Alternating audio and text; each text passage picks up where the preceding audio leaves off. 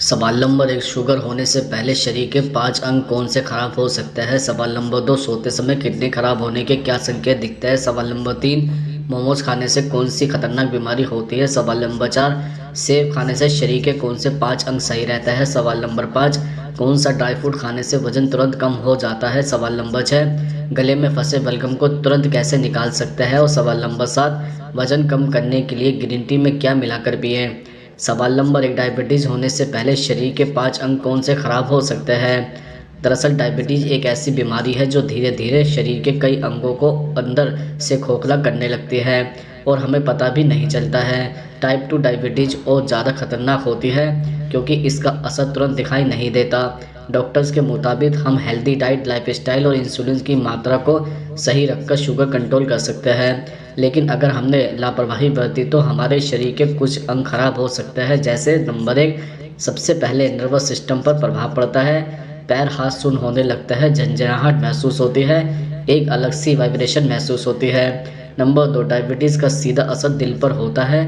Blood sugar level control से बाहर जाते ही दिल पर इसका असर होने लगता है। हाई ब्लड शुगर उन रक्त वाहिकाओं को डैमेज करने लगती है जो दिल को कंट्रोल करती है। नंबर 3, शुगर का हाई लेवल हमारी किडनी की रक्त वाहिकाओं को डैमेज कर सकता है। वैसे भी डायबिटीज़ मरीजों को सबसे पहले अपनी किडनी का ख्याल रखना होता है क्योंकि ग्लूकोज बढ़ने से इसका सीधा असर पैंक्रियाज पर होता है। डॉक्टर कहता है कि मोटापा, धूम्रपान, heart disease, heart blood pressure और बेकाबू डायबिटीज़ इंसान की किडनी को डैमेज कर सकती है। नंबर 4, शरीर की रक्त वाहिकाओं और नर्व सिस्टम के डैमेज होने के कारण डायबिटीज़ रोगियों में पैरों के अल्सर का खतरा बढ़ जाता है। यह समस्या इतनी गंभीर होती है कि कई मामलों में मरीज के पैर तक काटने पड़ जाते हैं। इसमें पैर पर लगी चोट आसानी से ठीक नहीं होती है। नंबर 5, टाइप 2 डायबिटीज़ का आंखों पर सबसे ज़्यादा असर होता है। आंखों में सूजन आना और धीरे धीरे रोशनी कम हो जाना यह एक आम लक्षण है। सवाल नंबर 2, सोते समय किडनी खराब होने के क्या संकेत दिखते हैं। जैसे नंबर 1, पेशाब आना।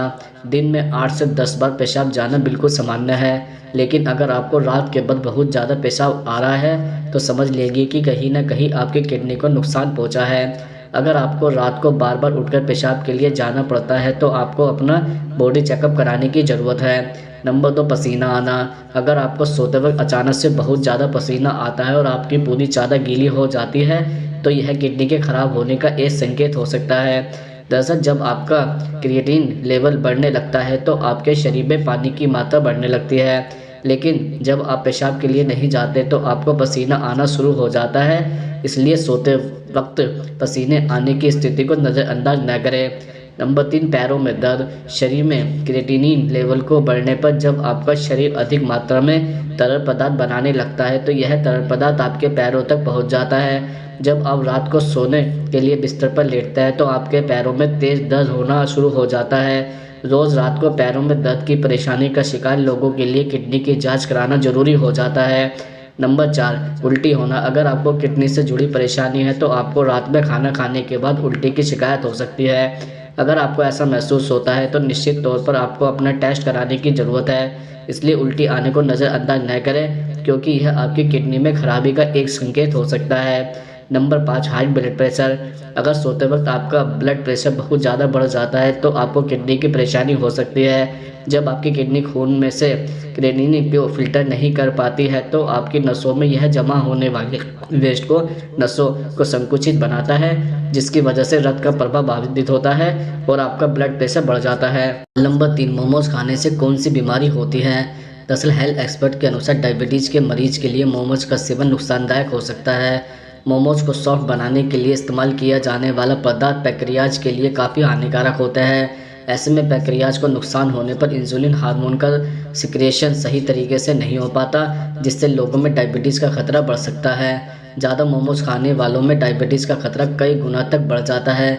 नॉनवेज मोमोज के शौकीन लोग बहुत चाव से मोमोज खाते हैं, पर उसमें फील किए गए चिकन या मटन की क्वालिटी अक्सर ख़राब होती है, जो आपकी सेहत पर बुरा असर डाल सकती है। मोमोज के साथ अक्सर तीखी लाल चटनी भी दी जाती है, जिसे लोग मोमोज के साथ खाना काफ़ी पसंद करते हैं, लेकिन इस चटनी में लाल मिर्च की मात्रा काफ़ी ज़्यादा होती है, जो आपकी सेहत के लिए किसी जहर से कम नहीं है।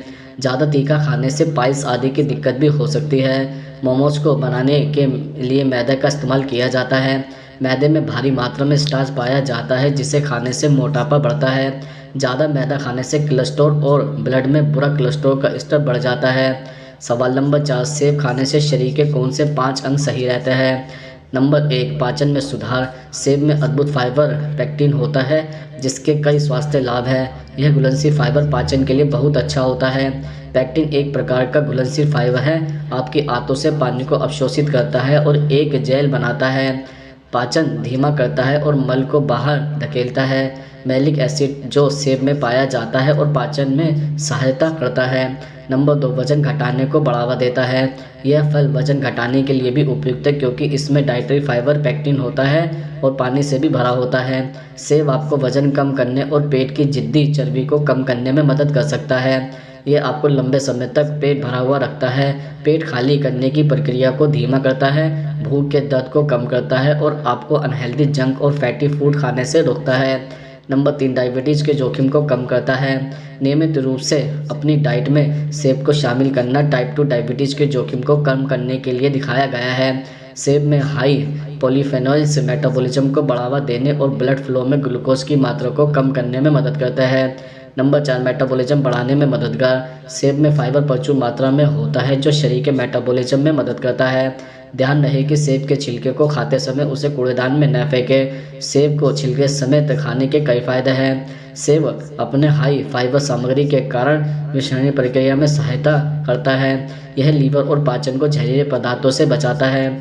नंबर 5, दिल के लिए अच्छा। सेब में पेक्टिन और पॉलीफिनॉल्स के अत्यधिक हाई लेवल के होते हैं जो हृदय रोग के कम जोखिम से जुड़े हैं।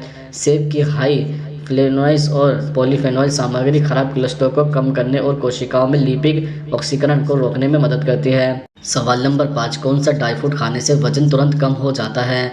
दरअसल वजन कम करने वाले लोगों के लिए बादाम का सेवन कई तरह से कारगर हो सकता है। बादाम भूख को संतुलित करने और सही करने में सहायता होते हैं। वास्तव में इसका अध्ययन करने वाले शोधकर्ताओं ने पाया है कि नाश्ते में 30 से 50 ग्राम बादाम खाने से आप हर दिन कम कैलोरी खाने के लिए प्रोत्साहित हो सकते हैं। बादाम कई पोषक तत्वों से भरपूर होता है। वह प्रोटीन, फाइबर और असंतृप्त फैटी एसिड से भरपूर होते हैं जो शरीर को तृप्त करते हैं और वजन को संतुलित करने में मदद करते हैं। बादाम खाने से लोगों की एनर्जी इंटेक में छोटे छोटे बदलाव भी वजन घटाने में काफ़ी मददगार हो सकते हैं। ऐसे में अगर आप वजन कम करना चाहते हैं तो इसे कई तरह से अपनी डाइट में शामिल कर सकते हैं। आप भीगे हुए बादाम खा सकते हैं, आप इसे अपनी स्मूदी में शामिल कर सकते हैं, इसे आप सलाद और स्नैक्स के रूप में खा सकते हैं। बस इस बात का ध्यान रखें कि बादाम खाने से शरीर में प्रोटीन तेज़ी से बढ़ता है जिसे पचाना जरूरी होता है, जिसके लिए आपको व्यायाम करना चाहिए। सवाल नंबर 6, गले में फंसे बलगम को तुरंत कैसे निकाल सकते हैं? दरअसल तरल पदार्थ बलगम को पतला करने में मदद करेंगे, इससे आपके गले में जमा होने से रोकेंगे। बलगम से राहत पाने के लिए गर्म पानी, चाय या साइडर जैसे गर्म तरल पदार्थ पिए। गर्मी बलगम को नरम और पतला कर देगी जिससे यह अधिक आसानी से निकल सकेगा। यह आपके गले को साफ करने में मदद करता है। इसके अलावा नमक के पानी से गरारे करने से बलगम पतला होता है और गला साफ होता है। एक व्यक्ति जो किसी भी पदार्थ का बहुत अधिक सेवन करता है वह निचलित हो जाता है। बलगम और कफ की समस्या होने पर खूब गर्म बिना कैफीन वाला पेय पिए। सवाल नंबर 7, वजन कम करने के लिए ग्रीन टी में क्या मिलाकर पिए? जैसे नंबर 1, ग्रीन टी अपने आप में ही ढेर सारे एंटीऑक्सीडेंट से भरी होती है जो आपके शरीर पर चढ़ी जिद्दी चर्बी को कम करने में मदद करती है। लेकिन जब आप इसमें नींबू मिलाते हैं तो यह आपको तेज़ी से वेट लॉस करने में मदद करती है। आप चाहे तो ग्रीन टी में भी पी सकते हैं, लेकिन जब ग्रीन टी में नींबू का रस डालकर पिया जाता है तो यह आपको ज़्यादा फायदा पहुंचाता है। नंबर 2, पुदीना।